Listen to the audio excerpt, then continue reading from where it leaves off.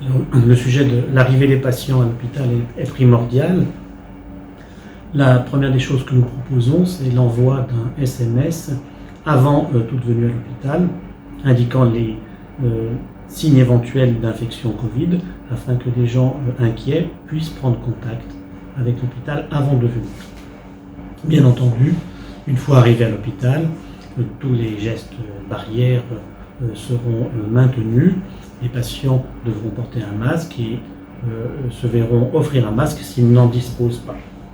Nous demandons aux gens de respecter au mieux la ponctualité des rendez-vous pour éviter les phénomènes d'afflux dans les salles d'attente qui de toutes les façons ont été réorganisées pour permettre le plus de distanciation physique possible.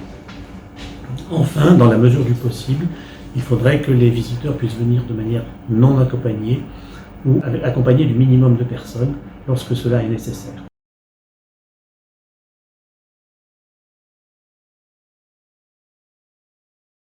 Alors l'hospitalisation est organisée bien entendu en secteur dédié pour les patients infectés par le Covid et protégé pour les autres, avec une orientation forte dans la mesure du possible vers des chambres seules, des séjours courts, de l'ambulatoire. Tous les professionnels bénéficient des éléments de protection qui sont maintenant connus de tout le monde.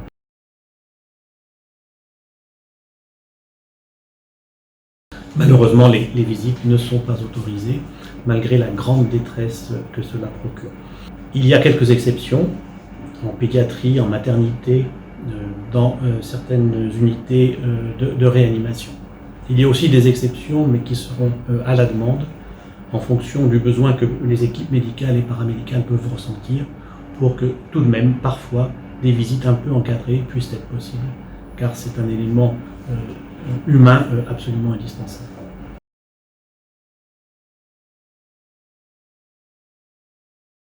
Alors systématique, non, mais très large tout de même, notamment pour tous les patients qui vont devoir aller au bloc opératoire, tous les patients qui doivent être hospitalisés, mais ce n'est pas systématique pour l'ensemble des visiteurs.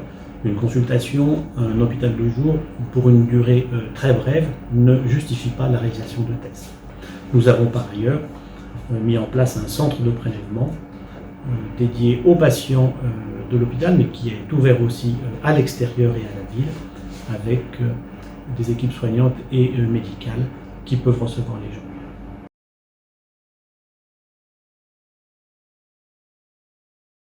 Oui, il y aura des réorganisations. Les règles de sécurité sanitaire imposent de déplacer certains services. C'est le cas par exemple de la création de cette unité supplémentaire commune de chimiothérapie. Donc déplacement de services, de bureaux, avec du fait de la rapidité de la mise en œuvre, un certain nombre de désagréments.